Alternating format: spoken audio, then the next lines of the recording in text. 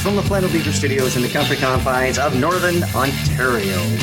Welcome back to the SWC Plus Roundtable. I am, as always, your moderator, Robert Cast. And today, we are finally tackling the Last Jedi Retrospective. And I don't say that hesitantly, but it was one of the more divisive movies that came out. Probably the most divisive since the prequels. So, but thankfully, I don't have to talk about this movie all by myself. We're going to go around the horn. All the way on the left coast, my good friend from the 501st, Mr. Rob Williams. Say hi, Rob. Hello there. How are you? We're going to jump over on the east side here. My other good friend in Montreal, Quebec, from the Tumbling Saber podcast. We're going to say hi to Carlos. Isaid. And this time, not like last time when I messed up, our lone American, because we need to have representation. Yeah, representation. We have Ben from the Skyhoppers. How you doing, Ben? I'm doing all right. Very, very happy to be here to talk about the second best Star Wars movie. Fantastic. I said it.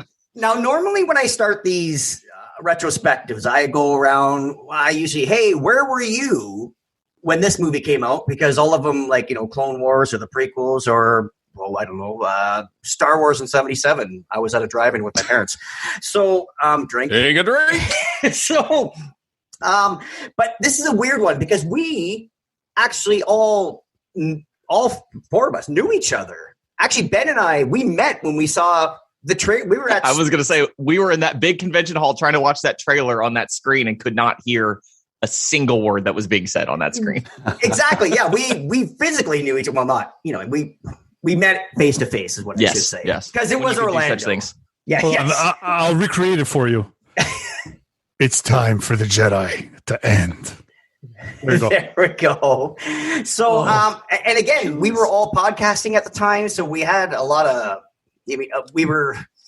I think with this one, I was more invested because I wanted to get all the scoops and all the latest gossip so I can come on the roundtable and talk about it, right? It was and go on your shows and talk to it with you guys. So I'm going to go around real quick. Ben, leading up to The Last Jedi, you're knee deep. You're probably, 50 to 100 episodes into Skyhopping? Somewhere in there, yeah. Somewhere around, yeah. You mean like you weren't? It wasn't episode CXPQTIII. I think that was the. You know what? If I could go back and do it again, I wouldn't do that. I know. I think you said that episode do it. 59 or something. So anyway, what's elegant? Yeah. So I knew where you were, but did you? What did you do for this Last Jedi as a content creator? Did you do anything different? Yes and no. I personally, after watching that trailer from Celebration, I had a lot of anxiety leading up to The Last Jedi. Luke Skywalker is my favorite character. I had at least 2 people tell me they stopped listening to the podcast during the lead up to The Last Jedi because I was sucking the fun out of the room. And I'm like, I respect that entirely. And I apologize for that. But it is the truth. It's embarrassing when it was out. Indeed. I can't listen to you anymore. No, I'm done. But I remember being told by, Mark and Ryan have both kind of signed off on don't watch the trailers, it was the second trailer, I think. I tried to not watch it. And that didn't work. But I guess as a content creator, we didn't do too much that was different. I'm not a spoiler phobe in the sense that I will attack somebody for saying, for spoiling something, but I am spoiler averse and that I would rather not have them if I can avoid it. So if anything, I was diving less deep into things, and we were trying to talk about things that were not necessarily related to The Last Jedi so that we could kind of skim over the top and just take off what we wanted. But that could just be hindsight. I'm the exact same way. I don't want anything spoiled. That's why I have to see it the first viewing on the and again, it's not because I have to see it that night. I could wait till the weekend, but I just don't want it spoiled. And being a content creator now at this point, like all of us were on podcasts, and I know I have a lot of friends who are like, yeah, I'm just going to go spoil. And most of our shows were like, okay, this is the point of the show. If you don't want the new rumors for the new movie coming out, log off now, or delete the podcast because everybody had that preference. So, Carlos, I know you guys at the Tumbling Saber Crew, you guys have a little tradition. I'm sure there was calamari and stuff and beer and a dinner. You guys go out, have a meal, and then you go to the show, right? Yeah, usually the second showing. So when the first showing starts, we're at the restaurant, so nobody's on Twitter. We're not getting spoiled, and then we'll eat and head off to the theater, which is what we did that time, and it was pretty cool. It was nice. It was freezing. Yes.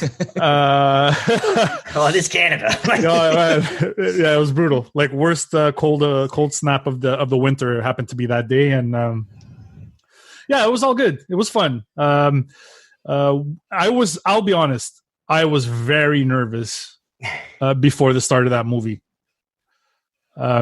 Just the way the lead up to the movie and the trailer and all the questions and trying to avoid spoilers, but also trying to be a little bit informed enough to actually have something to say on the podcast. Right. It was a balancing act that was very difficult to balance. I was gonna say it was just the juggling, right? Like how far do I want to go and how much do I want to spoil, and so I'm there with you guys too. And I mean, watching it on day one is an absolute necessity because I wouldn't have been able to sleep. Had I known that there were people out there just waiting to just verbalize all their diarrhea. Yes, I was going to say, and waiting they were. And I hate the people like, okay, this isn't going to spoil the movie, but I'm like, no, stop it. I don't want to know. There. Stop. Just shut up. You're right. It's not going to spoil the movie because you're done. Yeah, exactly. I'm not talking to you. In the immortal words of Bill Burr, it's over. So, but hold on. And so it was very, very tough because all those questions and the way Rian Johnson cut that trailer together made it so that it was like it was going to be maybe not divisive, but not something that we expected. And so that put me on edge. So that's where I was before going into the theater. Okay. Rob Williams, I know you guys get together and do your thing, right? Like your armor wasn't done by Last Jedi, was it? No. Yeah, it was. No, it wasn't. What year was it? What year is it? 2017. Oh no, I wasn't done. Yeah. Sorry. Thank you. I watched this in a drive-in theater out in Ajax, 77 with your parents. With my parents, best moment of my life. What I did see, I was with the 501st at the time. Like, I joined the 501st. We were invited by some friends from Toy Traders to see it, and we had the theater to ourselves. It was a lot of fun. I think at this point, like, we were recording, and obviously, and the Rogue One taught me to stop watching the trailers so intensely because whatever you see it's an illusion. You know, it's not what you're going to expect. This is not going to end the way you think it will. That's the tagline for this entire Star Wars sequel era. It's whatever is going to be put up on that trailer screen is not going to be what you expect, and that's. So and Jamie taught me that as well, and my co-host Jamie. So I went in there just kind of open-minded, and I left very happy. So good. Is that good. You? But are you and yourself? Are you as a content creator? Are you a spoiler guy, or are you, or like if you hear it, it's okay, but you're not looking for? No. I don't like spoilers. Why are you trying? What's? I find okay. Here's where everybody else takes a drink if they've listened to my show. When Force Awakens came out, we took our entire school to see the movie, and there was kids after the movie. Were running through the hallway. For those kids who couldn't see it, they're running through the hallway saying, "Han Solo's dead. Han Solo's dead. Han Solo's dead." That's a maturity level, right? Yeah. And I'm not angry at the kids because they're learning to do that. But there's people driving in their cars with the flags and signs on the back of the window saying Han Solo is dead. That's a maturity level. That's someone who's not confident in themselves and need to find acceptance in something. And so people who I feel intentionally spoil things are being immature. People who unintentionally spoil things are just not thinking. And either way, it's hard to get mad, but it's just like, come on, dude. Just allow other people to enjoy things. This is why I can't have nice things, as I say now as a dad. So, absolutely. Okay, so let's get into this. We get a message chiming in here. Grabs. He says Rob was handing out coins before he finished his armor, right? Kidding, Rob. No, I was never handing out coins. No. I wasn't even allowed to have a coin. No, I was not even allowed to have a coin. Blasphemy. Jamie was made sure I didn't. Jamie was the one that handed me over the coin on his very last day as a commanding officer, and so it was a beautiful moment. Cheers. For Klimt. So, talk amongst yourselves. But balls near the button or ball discuss. So. Okay, so now we're into The Last Jedi. We all know we have a reaction show immediately after. We had one on here. I had somebody from Ireland, eating a candy bar. And this is before Zoom, where I could actually cut out everybody's individual chatters on this. It was fun. It was Dave Donovan. Just say it. It was Dave Donovan. Yeah, sorry, Dave. He was eating a Hershey into the microphone, crumpling the paper. Oh my god. Yeah. So funny. Yes, but so we all had the reaction. So again, this was one of the more divisive ones for whatever reason. I'll right off the top, for me, I was fine with it. I liked it. It had stuff I wanted. It had moments. Well, I'm going to ask you later for your favorite and least favorite moments, but just the overall, I'm assuming you're on this retrospective, so you like it, Ben? Like what you said, it's your second favorite. Who's it? What's it behind? It's behind A New Hope because I'm like, I thought you were going to say Attack of the Clones. I was like, no, get out. No. No, it's I mean, Luke Skywalker, my favorite character. I've said, I'm pretty sure I've said on previous retrospectives, previous episodes of this roundtable that Luke Skywalker is my favorite character in all of fiction, period. And I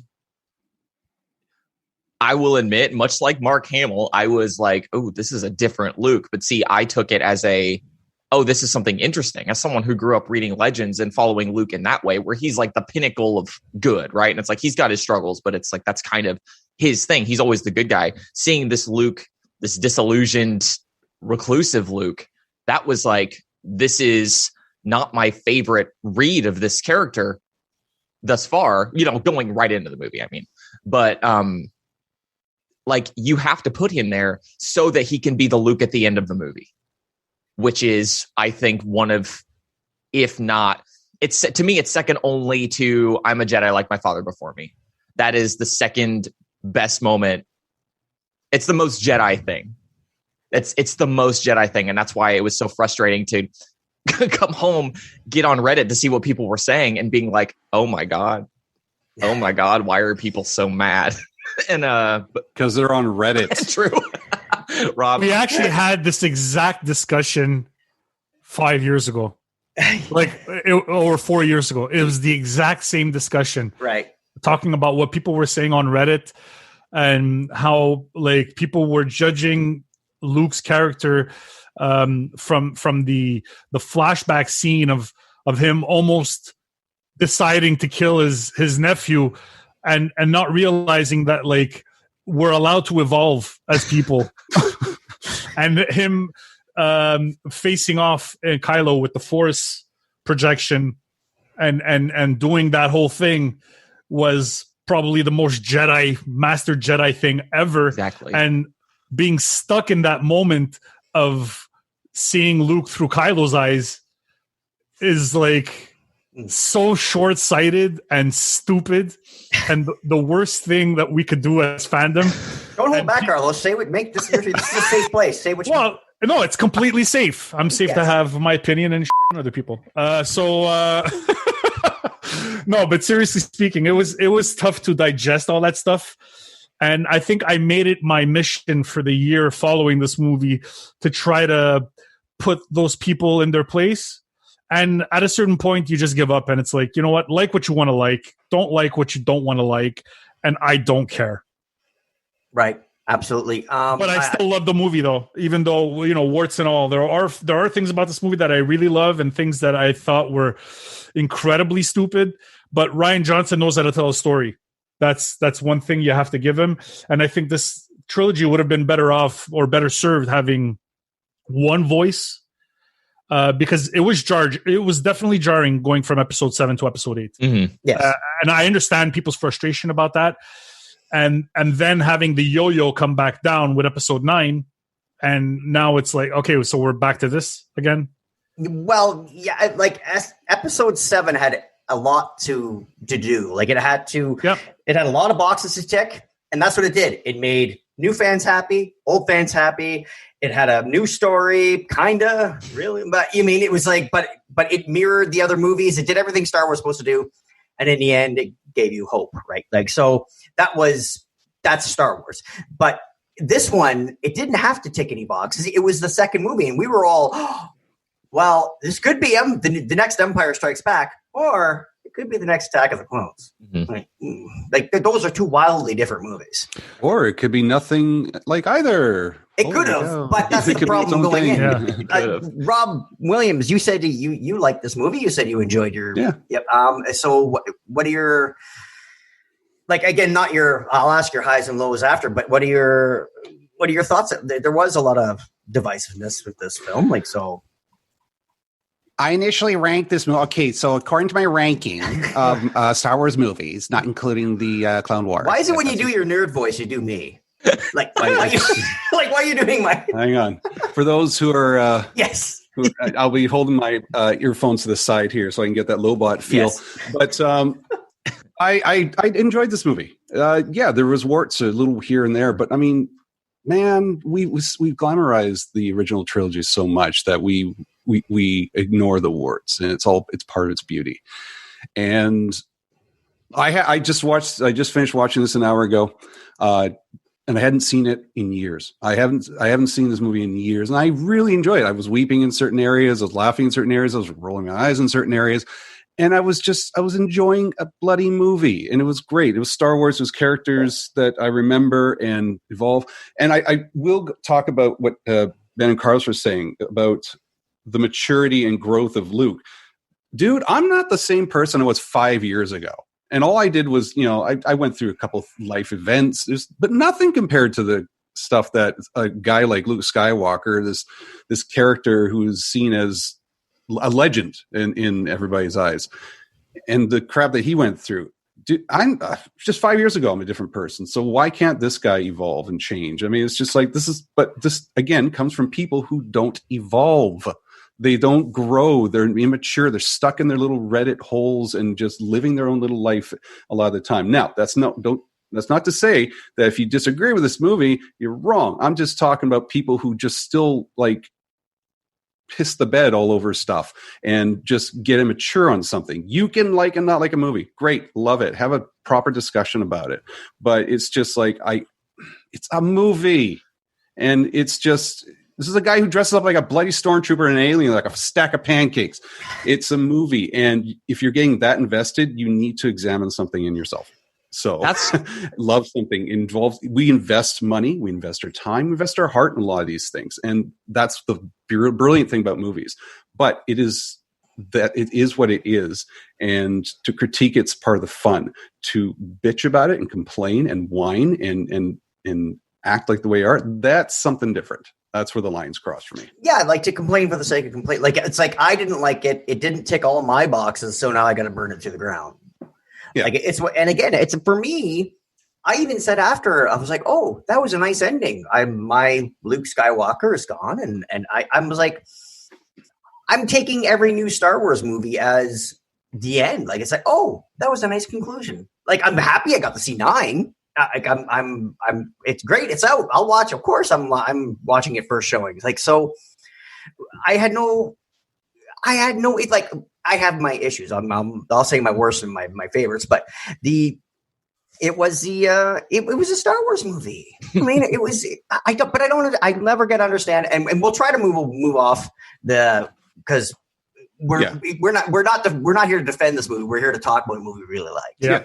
So Exactly. and again, that's why I don't ever feel the need to convince anybody. Oh, you didn't like the movie? Well, then you're not as smart as I, and you didn't. You're not true Star Wars. Exactly. I'm like gatekeeping. I'm like, okay, that's fine. But yet they got the jerry can splashing gas all over the theater house. Like, it just like, what are you doing? Like, and it rippled. All that negativity rippled into a poor solo showing, and their timing was like it actually does damage. You mean so?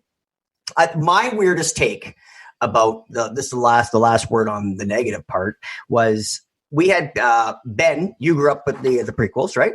Yeah, that was your childhood.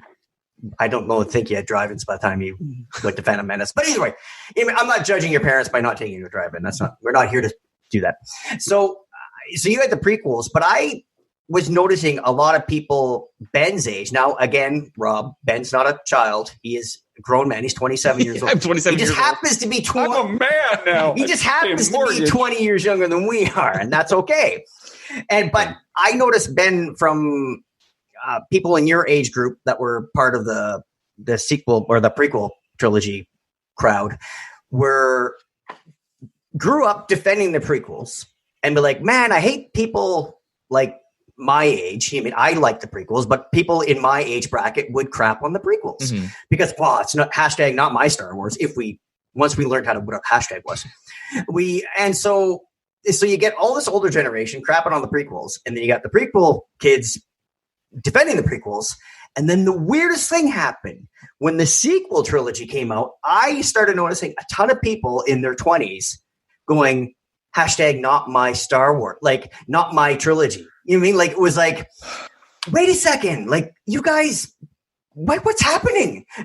You know what I mean? Like, just, it was almost like Star Wars mirrors itself everywhere. Like, so, some people that don't like this third trilogy, right, Ben? Like, yeah. I mean, it's hard.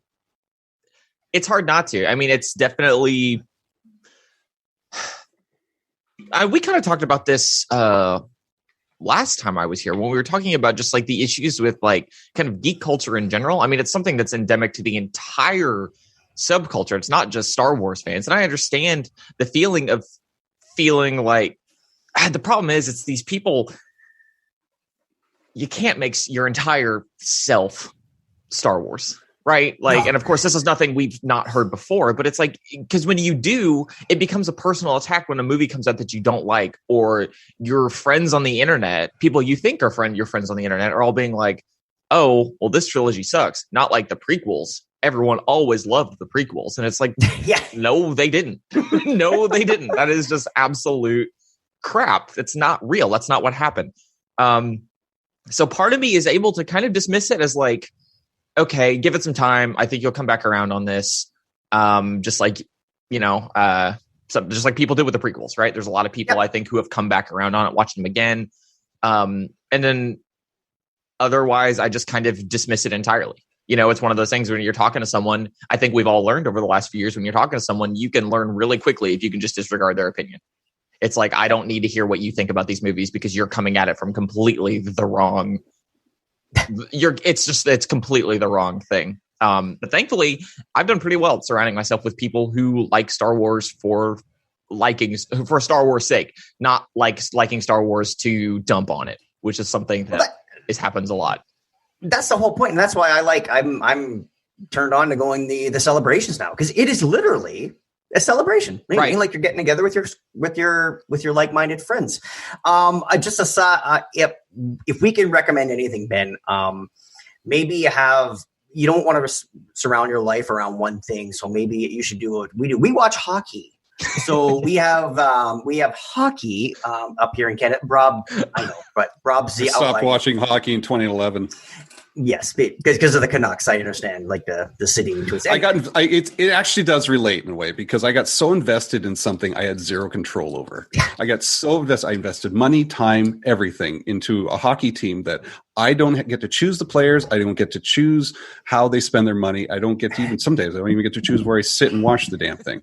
And I got so invested that I was not enjoying it anymore. So I took a hiatus, and I'm so much happier for it. And I even told my buddy Anil, who is a huge Canucks fan, I said, I'm officially a bandwagoner now. And I'll enjoy them when they get good, and I will ignore them when they get bad. And I'm okay with that because I want to enjoy the good stuff. Yep. Playoff watcher. It's not why I watched the sport. I watched the sport for its athleticism, and I was losing that focus. Right. And I think that's what happens with Star Wars.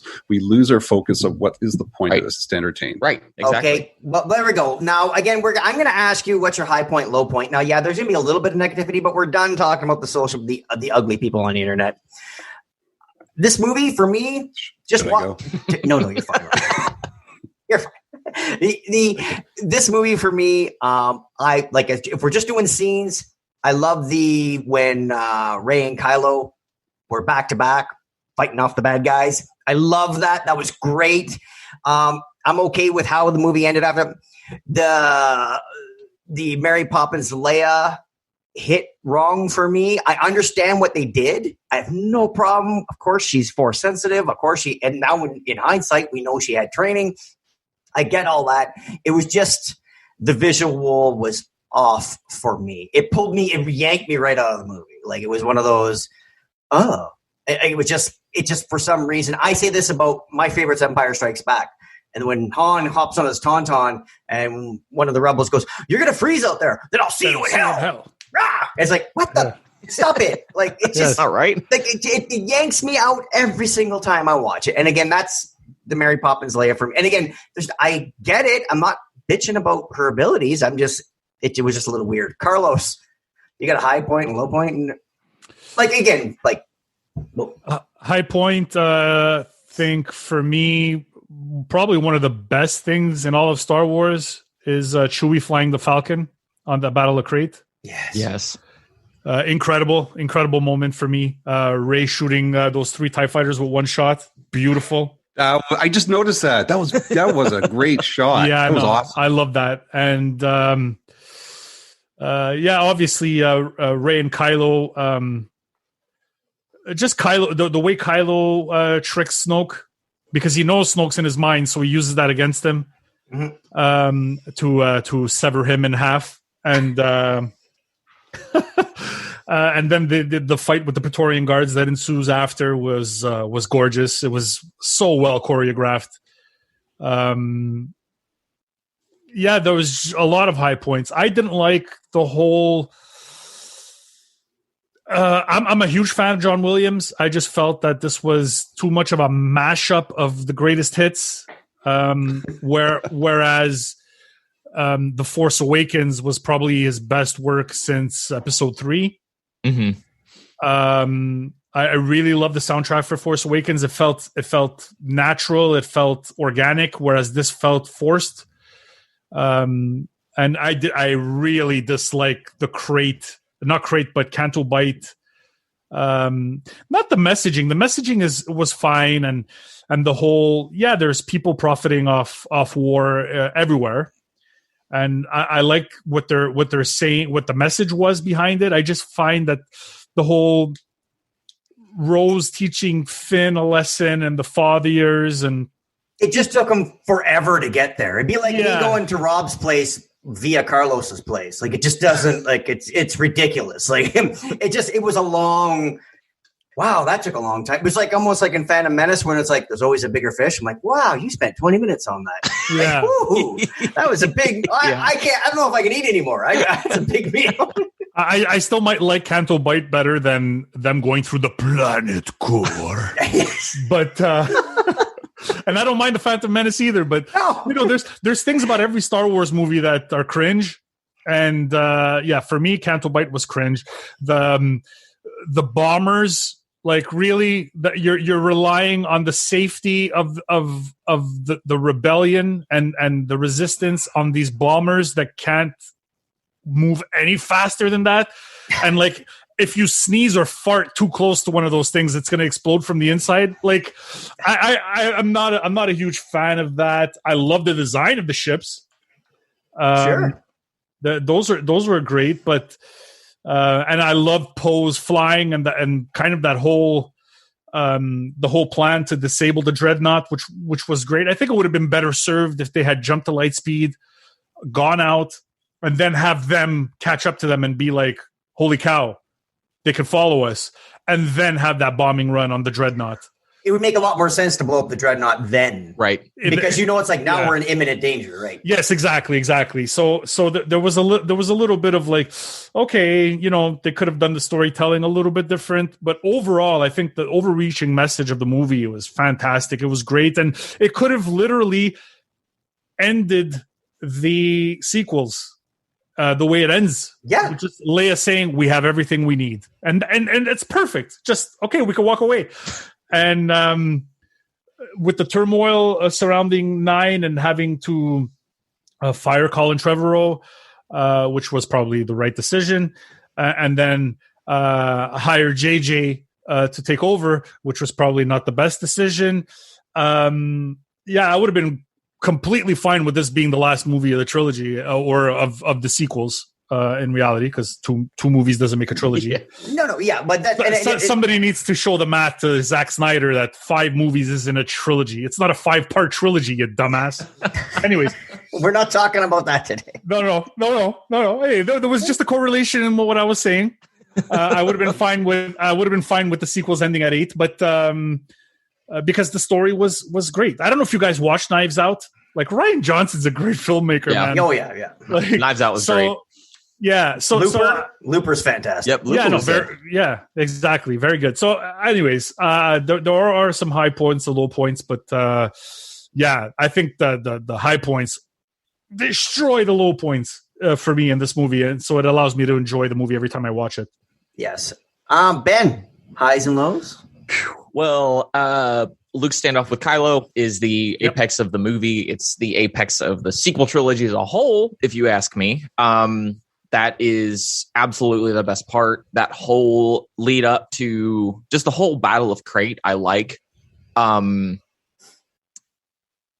really, really enjoy the bit with where Luke is like teaching Rey the first lesson and she's sitting and she's listening to the Force and all those weird, like, not Star Wars cuts to other things happening. It's like the National Geographic moment. Right. And it's like, it's just, it's interesting to me. Like, I just watched The Force Awakens last night, and I guess I knew we were talking about The Last Jedi today, but I don't know. Force Awakens. You've seen it. Yeah. Force Awakens is what came on.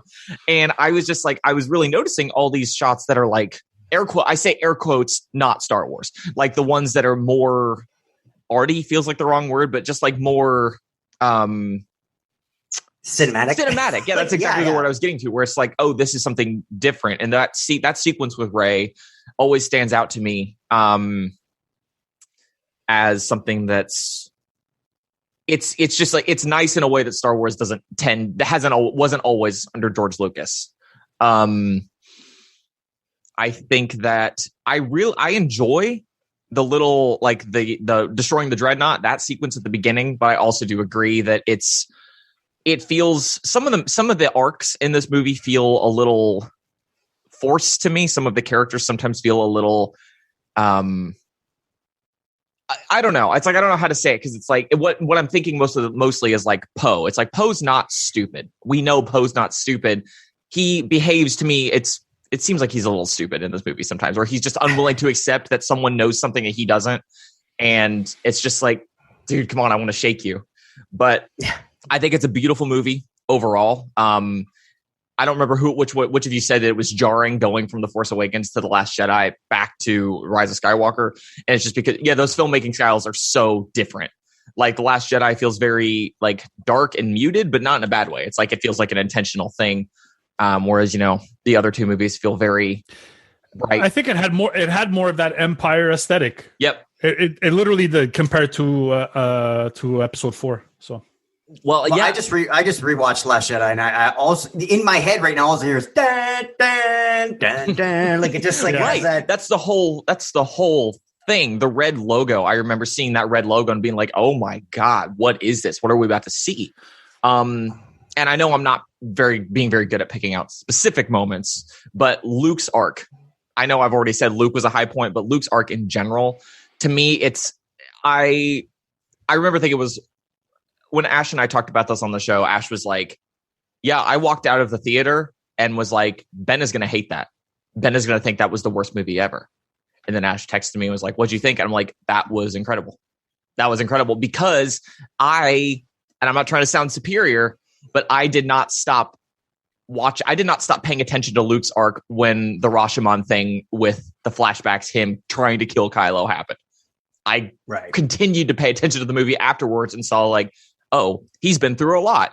It makes sense. Like his entire future, like it makes sense. You're a young adult. You're told this is your destiny. This is your future. And you feel that you are supposed to bring back the Jedi Order. That's what we are counting on you to do. We have been counting on you to do. You build him up into a legend. That's what happens. And then suddenly, whether it's subconscious or not, he's starting to believe that he's that legend. And then it all falls down. So, it's like Palpatine was, never really gone. And it's just, it's undermined from the inside. And suddenly everything that you thought you were supposed to be for the last, 20 years or whatever, it's just gone. It's ripped out from under you. Of course, you're going to it's totally reasonable to run away and hide, even at the expense of leaving your other loved ones behind, because you feel that you've just done more damage than anything else. 100%. And then whenever Rob Williams. Oh, sorry. I was just saying when he comes back, it's like that's an even stronger moment, because it's like that's just more growth. It's more development. He's like, no, we need the Jedi. We need that. And there's a sentence in the movie where Kylo looks at Rey. It's like when they were talking to each other through the Force, he's like, "You can't be doing this. This would kill you." Mm-hmm. So he sets it up for. I remember having the reaction roundtable after, and somebody's like, I get it. He just died. I'm like, yeah, they set it up early in the movie. Oh, okay, yeah, great. Makes sense now. It's fine now. Movie. Yeah. Movie good. Okay, now Rob Williams, highs and lows. Movie good. I was listening to you guys taking some notes here, and it's what Carlos says. The pros outweigh the cons for me. Like the cons that I have are so like, Porgs, for example. At first I liked them. I rewatching them. Like, yeah, they're a touch annoying. Yeah. They were cute at some point. Love Turbis. Shout out to the Tatooine Sons. Still love Turbis. Make Turbis happen. But Porgs in general, where I found a touch annoying, but just that's small. Finn's lack of arch. Finn's lack of arc was a bit, it's disappointing because I liked Finn last episode, and I was kind of hoping for a little bit more out of him, or more for him, I should say. Because he's a wonderful actor. Yeah, I love him. Very good. And I think this character deserved a little bit more, especially when we finally see Phasma coming back. And I love Phasma, and I was so disappointed when she wasn't in the third one. But who knows? I mean, unless you see a body, he's not dead. And that's my hope for Nian Nun. But so I wish he had more of an arc. I wish Phasma had more of an arc, but she was still awesome when she was there. I think it was the subtlety of the movie. That there was moments like where it's almost like you're looking at the camera. That was a joke. It's that sort of thing. The humor I can see landed wrong in certain people. And it should have been a little more subtle. Star Wars humor is a lot more subtle in at least the original trilogy.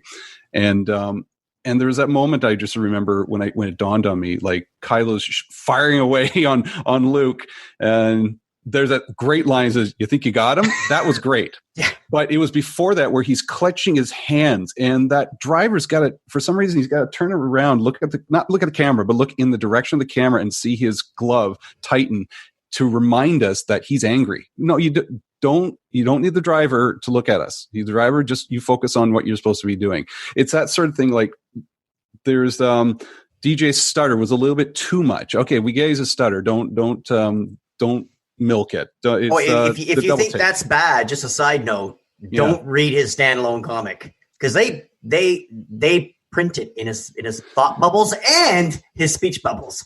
And it's fine you have a stutter. That's not the problem, but it was just like I guess maybe it was his acting of it. Maybe it was just overemphasizing certain things. But the DJ character was really good. I really liked his character and kind of, wish we want more. But that's the best thing about Star Wars. You're always wanting more. And I think they gave us too much at times. It's things like the cameo appearance. The guy's tasting the salt. It's like, oh, it's salty. And then they just linger too much on those cameos. It's like, yeah, I know it's salty. It's great. Just tell us that and move on. But we want to talk about the good things. It's visually, it's beautiful. Yeah. I mean, you have Crate, the red and the white, and that scene where they're finally, Kylo and the gang are walking through the cave. It's just a gorgeous scene of whites and reds and blacks. It's Snoke's death was awesome. I love his death. It was one of the best ones. Luke's, as Ben talked about Luke, his arc was just amazing and even fooled me. Like the second time is like, yeah, I can see why this fooled me because he's old before, he's younger, and we're so used to movies where the guy, his business, he's cut his hair and looked clean and taken a shower, and now he's ready to fight. And then here, my mind was set on that, and it was like, dude, no, he was like somewhere else. That's the old image everybody had, and that's what was cool about it. I loved Canto Bight, the visuals of Canto Bight. Nice. I loved the it was just lavish and rich and wealthy, and it was beautiful. I really wish they had inserted a little more of the original trilogy characters. Yeah, put an Aqualish in there, put a Calamari, put a Nemodian in there, or something like that. That even too much. And I think that, again, that goes back to that subtlety. It was way too much. There's that singing opera woman with the 12 boobs or something like that there. It was just like a little too much. But the action was gorgeous. Snoke's arc was gorgeous. Kylo's rage was incredible. Just the message itself was just a wonderful part of this. And that's why I really enjoyed it, because the Holdo frickin' maneuver, the image of that scene, beautiful. And no sound. That's all. And then eventually sound catches up and you can hear the explosions of all the other ships because of just the shrapnel of everything, just ripping everything apart. And I know people, why don't they do that normally? No, don't ruin it. It looks good. It looks beautiful. Just keep it the way it is. And I started to like Holdo's character at the end, which was really, she was written well because you're on Poe's side. What is it with her? I don't like her. I don't like how she's doing things. And then you realize, you know what? She knows what she's doing. And that's why I did like Poe's arch, because he grew up too. He was a hothead, and this was his learning moment. Yeah, absolutely. Now, this movie started with, what do they get? Like, we were all on pins and needles, and then you saw Finn. Okay, we know he's okay, and he's walking around, and Poe's like talking to BB-8, like, what? Finn naked, water, Finn, what's naked, going leaking on? bag. Yeah, exactly. Like, what's going on? So, and then Finn's first question: where's Rey? Awesome. Yeah. And then we get to see Rey back on the mountain on the island, and then Luke tosses the saber. I think for a lot of people, when you get through the movie, you're like, oh, I get it. You mean, it's like, what's he gonna do? It's like, it was almost like that was the big question. Yeah. What was he gonna do? And we waited, what was it, 3 years? 2 years, yeah. Yeah. To get that answered. And I think there's nothing wrong with the way Luke reacted once you see the movie, but I think for a lot of people, it just took them right out. Like, it's like, even before, like, they're 5 minutes into the movie, and they're like, I'm out. You know what I mean? Like, you know why though? You know why? Because the way they set it up, it gave people 2 years to imagine what Luke was going to do when he had the saber in his hand. Yeah. Whereas if that scene was never filmed and The Last Jedi takes off the same way, then there's probably 90% less backlash. Or even if Luke was in The Force Awakens, even a little bit more. I think it has to do with delivery as well. Over the shoulder is aloof. If he had thrown it down, it's out of anger. If he had thrown it to the side, it's out of disgust. And I think how he drop. Yeah, if he did the mic drop, then it's just too hip. But I mean, it's just like, I think it's he was going to get rid of that somehow. And I think over the shoulder, and I may go back to what I was talking about, subtlety. I think the over the shoulder was the bad move, because it was again, too aloof. He should have been disgusted, or just like, not even taking it, just turned away. Yeah. Don't even take it. Then that says a lot right there, because what did it lead up to? A poor Grey to shoot its eye out. I mean, that was just like, that was the trade-off for that throwing over their shoulder. So, yeah. But I like that. I like this. I like the moment of him. Yeah, what you said, Carlos, of him just not wanting it. But that build up, it goes back to expectations. So yeah, but that was Jade. That was they baked that into the cake when he built in the cliffhanger, like the literal cliffhanger. Yeah. You don't do that. Like you're working with Star Wars here. You don't need to do that. People are already on the edge of their seat. Like, you didn't need to do that. All you did was create an environment. And I think with hindsight, I would assume that he realizes this and probably wouldn't do it the same way again. And if not, then, he probably needs a talking to. But yeah, it was a classic Back to the Future thing where they made it and they put that little epilogue scene at the end with Marty, you got to come back to the future. It's your kids. Yeah. You know what I mean? And when they went to... But in that movie, in Back to the Future, in a way, it's kind of necessary because it's the first movie and you're trying to set up a trilogy. Whereas this one, we already know it's going to be a trilogy. Yeah. Yeah, but the thing is with Back to the Future, they literally, even Robert Zemeckis there was saying, and it was like, we were handcuffed because the sequel was pretty much written. We couldn't do anything other than answer those questions. And it's the same thing with us. We've been waiting since 83 to see Luke on screen. And then when we saw him, other than being born, like we didn't need to see that oopa, whatever.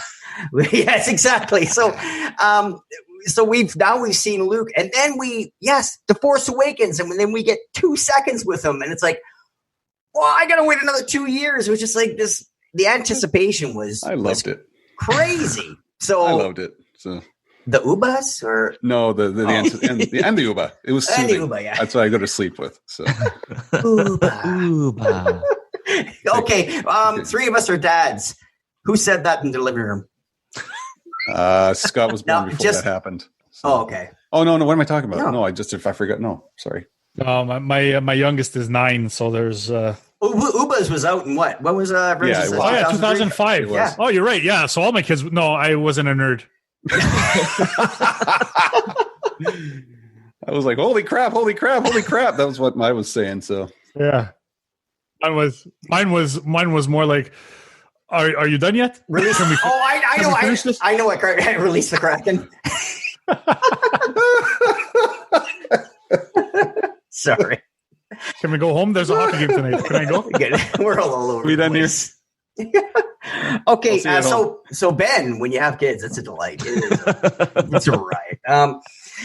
We're gonna go once more around the horn here. Going after this movie, we love. I mean, we all liked it. We know the social media issues. Going forward, I'm in Carlos's boat where it could have ended. I mean, we could have stopped at 8, and I was okay because you got rid of Phasma, you got rid of the big bad. You had our hero Luke face off against Ben, you know what I mean? And you had the rebels taking off in the Falcon. Like, for me, it was like, and you knew Rey had all the Jedi techs. We got that wink, and you got that little, like Star Wars, hope. You know what I mean? You got that wink with the stable boy. You know what I mean? You saw the Force. So it was almost like we could have walked away and we would have been good. Like, again, I appreciate all the other movies. They could come out tomorrow and say, we're gonna do 10. We're just gonna add an extra one like they did with Pirates of the Caribbean. It's like, look at this trilogy. Well, we're gonna add another one. One more. It's money. Plus one. Yeah, exactly. So I'll be there opening night. First, I'll be tickets in hand and I'll go watch it and make a roundtable about it, of course. Where were Carlos? I'm going to go right to you first because we know, like, we've kind of discussed. Where were you right after this? Same thing. Like, did you need anything else answered in 9? Did you like? No, because Rey literally closes the door. She literally closes the door on Kylo. Like right at the end of that movie. and then you see the texts. Our main characters are all in the Falcon together. Leia gives the message of, we have everything we need. We saw Luke pass on. It was like, for me, it was like, no, it was perfect. And as soon as I left, I'm like, ugh, what are they going to do in 2 years? Like, how are they going to, is Snoke going to, I thought they were going to transfer Snoke's, or Snoke transferred his consciousness into another body, which was kind of very close to what kind of happened, seeing as how there was vats of Snokes everywhere. Yeah. I wasn't expecting Palpatine. It would have been cool if the Palpatine that we had there would have been like a holocron or a recording or something of him still pulling the strings from beyond the grave and not actually rising up from the grave. I think that would have been better.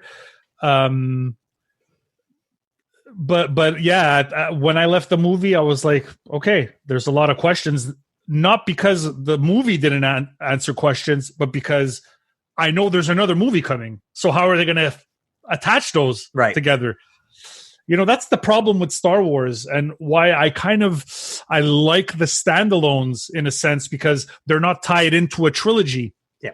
They're not tied into what Star Wars was. You can make singular Star Wars projects and have them be surprising and have them, their message not have to be tied into a structure that worked for the originals and worked for the prequels, because they were working backwards from that point, right? So they kind of jammed that stuff in there. I think it would have been better to go further back than just 30 years, so you can actually have a younger Anakin or an older Anakin in the first movie, and kind of lead up to Sebastian Shaw looking in episode 6, a character that would actually be that age, as opposed to somebody who was in his 40s. It's kind of it's weird. It was just all weird to me. But but we know Tatooine ages you incredibly. Look at Kenobi. Oh yeah. Oh, okay. Everybody says that. Yeah. He didn't even have the guts. He didn't even have the guts to go down to the surface of Tatooine, knowing that his stepbrother was there to find the droids and the plans for the Death Star. He didn't want to know nothing about Tatooine. Oh. So full of sand. It's horrible. It gets everywhere. Of course. It gets into my breathing apparatus. Well, yeah, it's more dangerous to him now, I feel like, than ever. Yeah, exactly. Yeah. Okay, Ben, where were you after this? Going in, we knew we were getting another one. Right. Is there anything you needed to answer to 9? Like, we were not. You mean like what did you? Well, see, I do. I'm sorry, I do have to bring up some online discussion or a point that I saw made online a lot, was just like there's this idea that 8 left us with nowhere to go. People are like, 8 cut off all the loose ends. There was nothing that needed tied up in 9. And I'm like, did we watch the same movie? Like, we know nothing. 9 could go anywhere. That was the beautiful thing about it. So I would not have been happy with that if they had just ended it there. I would have been excited to see those stories play out, especially because I feel like we said, J.J. Abrams, Chris Terrio, maybe not the best writing team for episode 9. If they had given that if 8 had been the last sequel movie and those had been spun off into books or comics where there are tons of great writers, great creators working on them, that would have been cool to see. But I wouldn't have been. I don't want to call myself a purist, because I feel like that kind of implies that I'm anti new things. But I'm a purist in the sense that I appreciate the fact that Star Wars is like poetry and Star Wars does rhyme. And you've got 3 trilogies, and I needed that last movie. I wanted that last movie. I'm not going to talk about it because that's not why we're here. But coming out of it, I was elated. I was excited to see where 9 would go. Because of that kind of open-endedness, where it's like Rey could be anywhere, especially once we found out it's a year down the line. I'm like, a lot can happen in a year. A lot of things can change. And so coming out of that movie, I was chomping at the bit for more. But I definitely see the value in like being That could have been the end, and it could have spun out from there. And that's what Carlos and I again. I was right there day one for of course, episode 9, of course. but it was like, oh, my childhood hero's dead. Han's gone. Chewie's got the Falcon. Like it was just like it was okay if you mean like right. Not to be morbid. If something happened to me and I passed away between 8 and 9, you talk about that on every podcast I'm on with you. You talk about dying before you get to see the next Star Wars movie. When you get to Rob and I's age, why are you dragging me into this? You know something I don't. Rob, you're slightly older than I am. I'm gonna live forever. I'm gonna live forever. If it wasn't for socialized medicine. It would be very sick right now. It would be very horrible. Yeah, yes. well, that's just funny. I don't know. It's like there are two things I can trust Robcast to talk about: watching A New Hope in the theater, drive-in, 1977, and death. Yes, and death. Yes, the ever encroaching bonds of mortality that we will all inevitably be faced with at some point or another. Exactly. Okay, Rob Williams. I just want to touch on something too.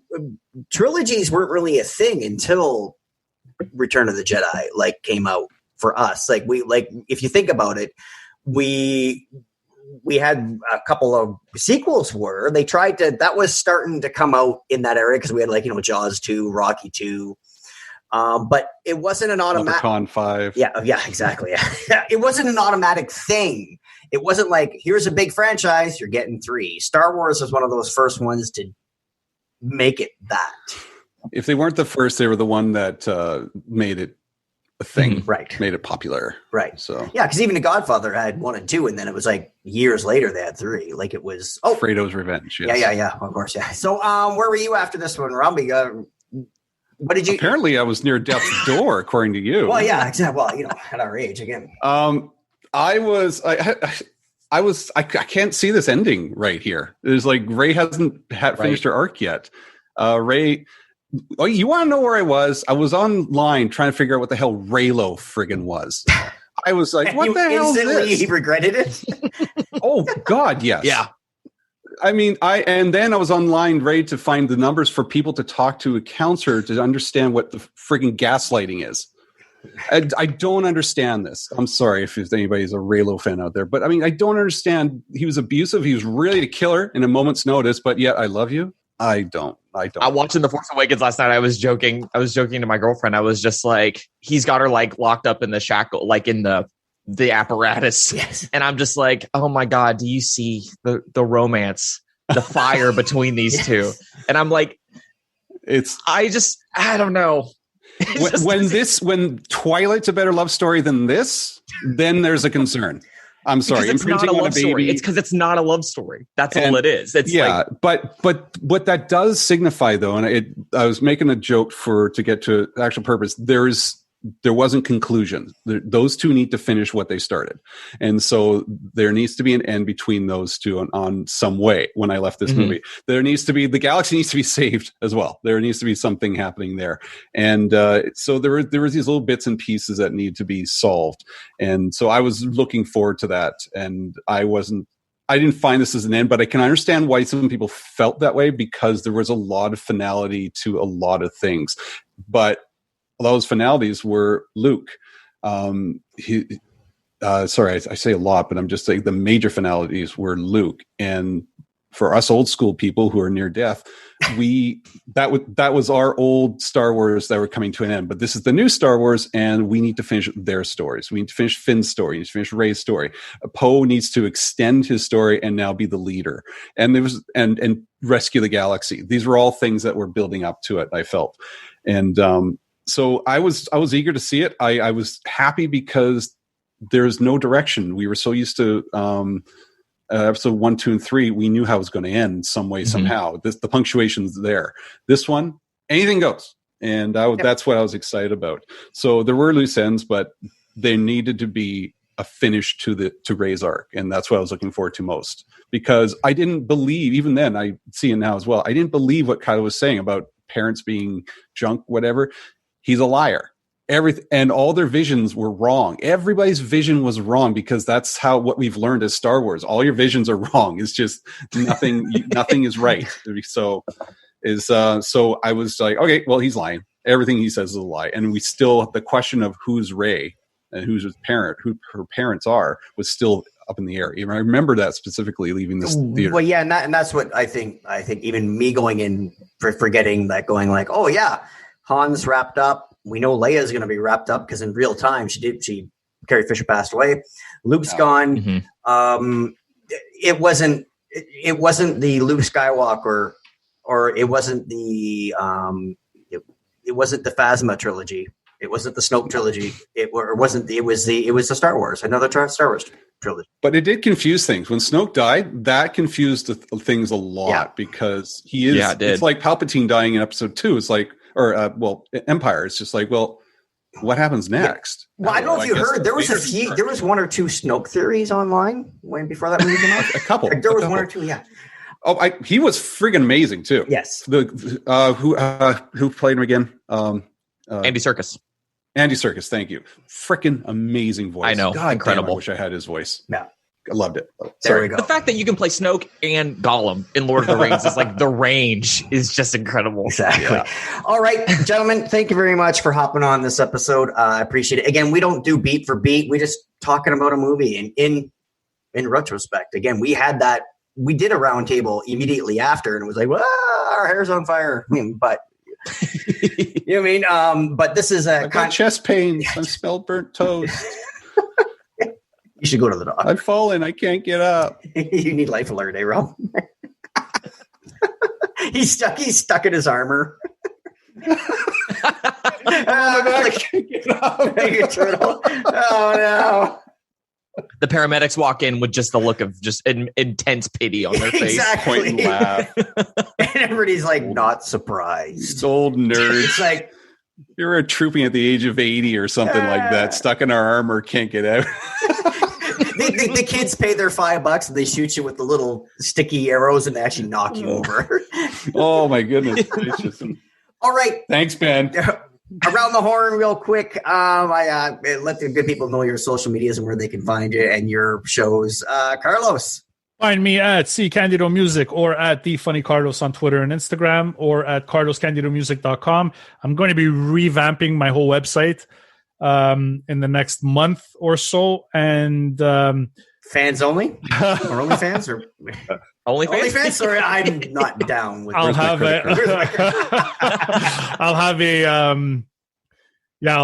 one of the pages will be just for OnlyFans, just for you, Rob. Oh my! And that's it. Then check out tumblingsaber.com. Excellent, fantastic, Ben. Skyhoppers and the Skyhopping. Where can?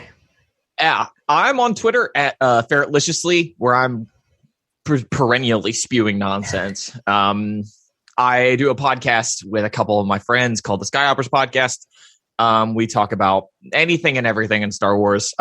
We are, I think, the young bloods of this loose collective of podcasts. And it's going to be weird when we're, not young, when we're knocking on death's door. Well, what you're saying when Rob and I are dead.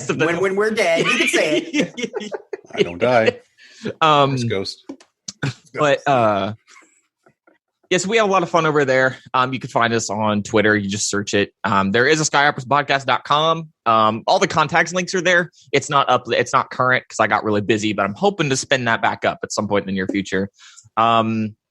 I also do a show with my friend Cole, who is also on Skyhoppers, generally called the Bro Skywalkers. We talk about Legends books. We're currently reading Tales from Jabba's Palace. That's always a ton of fun. Oh, I love that. Oh. We haven't gotten to Goatgrass yet.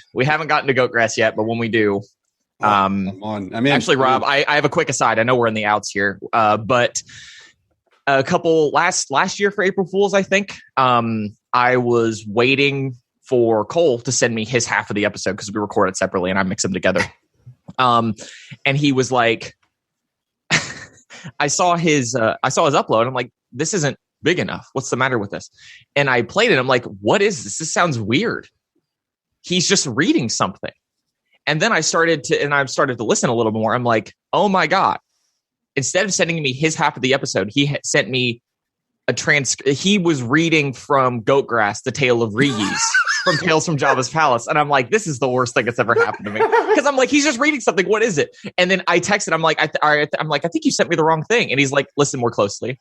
And I'm like, oh my God, no, this is horrible.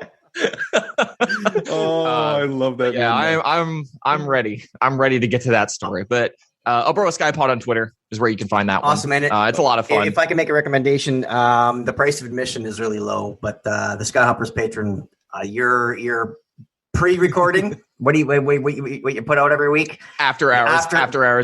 It's pre-show. After hour. It's. But anyway, it's well worth the price of patron. Like it is. There's weeks where it's like, if I gotta choose one, I'm listening to the after hours. To the after hours, not the actual show. Well, I appreciate that, Rob. Thank you. Yeah, we do have a Patreon, and if you wanted to go, just $1. Yep. You just get to come hang out in the Discord. And that on its own, I think, is worth the price. Yes, and it's a lot of fun. Rob Williams, if you want to feel old, hop on that Discord. You will. Well, yeah, even I feel old. So we've got a pretty big range. We've got some Gen Xers. We've got some, like, just last week, we had one of our patrons come on to talk about playing MS-DOS Star Wars video games. A boomer. Like, yeah. So he was like, we were talking about playing like the X-Wing games, and he was playing like as they were coming out. But also too, for Gen Xers, I gotta tell you, it's a great resource, because I have a teenage daughter, and I'm like, my kid's playing Animal Crossing, and there's this raccoon guy that came on, and this is a big deal, and Dakota's like, oh my God, that's a huge deal. I'm like, oh, okay. My daughter's in debt to this raccoon. I don't know what's going on. I'm very confused. Yeah, it is. We cover a wide age range. So awesome. Come hang out. It's a lot of fun. It's a lot of fun. Rob Williams, I will check it out. Obviously, you're not trooping anywhere anytime soon. But my Patreon has a pre-show where I'm just doing the dishes before we start recording. So if you want to tune into that. Generation X-Wing podcast, wherever you find podcasts. We have a lot of fun there with my co-host Jamie, Steve 3, and Anil Sharma. Also, I have the Outer Rim Rookie Show, which is a YouTube show of me building not only my Neon Nun costume, and here's, for those who are online, there's my autographed Neon Nun by Mike Quinn, hand drew it himself. That is awesome. Glorious. It is very cool. So I'm almost done that costume, and also I do some other stuff about building the Scout Trooper costume and what we do at the 501st and soon to be Rebel Legion. So if you want to try check that out, it's on our YouTube page at Generation X-Wing YouTube. Outstanding. And I can add Mike Quinn. If you look over my right shoulder, if you're watching the live stream, I have his autograph as well. I met him in Hamilton last couple of years ago, and super awesome, fantastic. And he's done work with Fraggle Rock. He's done, again, if you're Gen Xer, he was in this movie playing Neon Nun. There you go. Awesome. So you can want to find me. I'm at Robert MMCast on Twitter and on the Instagrams, and I don't Snapchat or TikTok. Again, that's probably for the best. Oh yes, that is. You don't want me opening that door. It's like, whoa, Rob's really got a new social. I can see him doing a robot and just dancing on TikTok. That's all you need. That is all you need. Yeah, absolutely. So until next time, gentlemen, thank you so much, and we'll see you next month on the roundtable. See ya. Bye. Bye. Bye.